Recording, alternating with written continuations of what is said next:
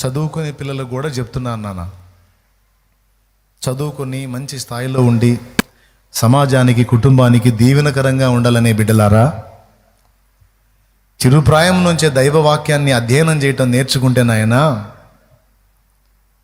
మీ చదువుల్లో రాణించగలుగుతారు, ఏ మనిషినైనా చదవగలుగుతారు. కానీ బైబిల్ చదివిన మిమ్మల్ని చదవటం ఎదుటోడికి వల్ల కాదు. మళ్ళీ చెబుతున్నానయ్యా, ఆడపిల్లలకి మగపిల్లలకి చిన్న బిడ్డలకి యవనస్తులంటే అందరికీ ప్రేమతో చెప్తున్నాను, లోక సంబంధమైన చదువు నీకు చాలా చిన్నదిగా కనపడాలంటే నువ్వు బైబిల్ చదువు.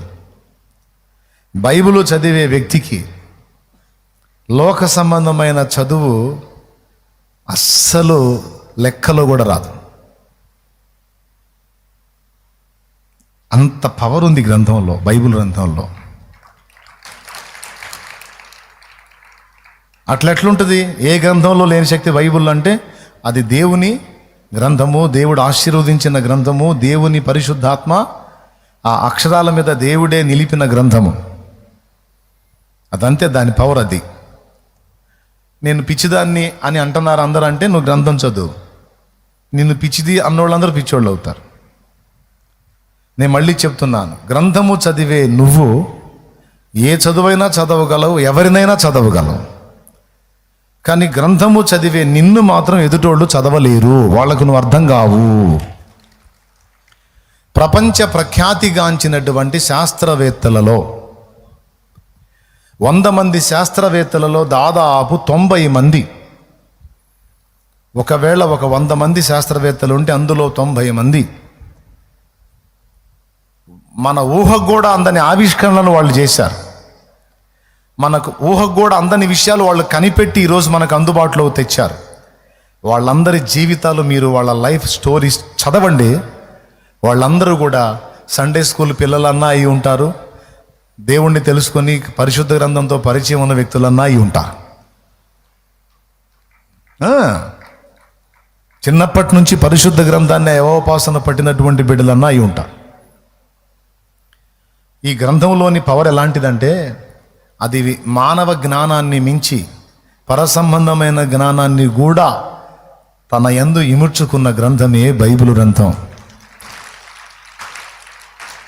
ఈ గ్రంథాన్ని అధ్యయనం చేసిన వాడు ఇహమందును పరమందును కూడా ఉన్న జ్ఞానాన్ని స్వతంత్రించుకుంటాడు.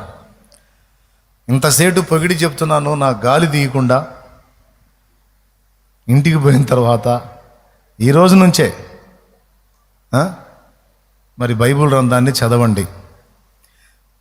ఆల్బర్ట్ ఐన్స్టీన్ అన్నాడు, బైబిల్ ఒక మహాజ్ఞాన ఘని, దానిని ప్రతిరోజు చదవాలి అన్నాడు ఆల్బర్ట్ ఐన్స్టీన్. ఓకేనా? ఇంకా చాలామంది మేధావుల్లో అగ్రగణ్యుడు ఆల్బర్ట్ ఐన్స్టీన్. ఆయన ఒక యూదుడు, అంటే ఆయనకు బైబిల్ గ్రంథ పరిచయం ఉంది. Praise the Lord. ఇంకా మీరు శాస్త్రవేత్తలందరినీ, sir Isaac Newton, Thomas Alva Edison, Bible నన్ను వెలిగించింది, నేను ప్రపంచాన్ని వెలిగించాను అన్నాడు థామస్ ఆల్వా ఎడిసన్. చిన్నపిల్లలు పెద్దలు వింటున్నారా జాగ్రత్తగా? బైబిల్ నన్ను వెలిగించింది, నేను ప్రపంచాన్ని వెలిగించాను. అట్లా మేధావులు శాస్త్రవేత్తలు చాలా వరకు, మైకెల్ ఫారడే, విద్యుత్, ఏమండి రైట్ బ్రదర్స్ ఫ్లైట్,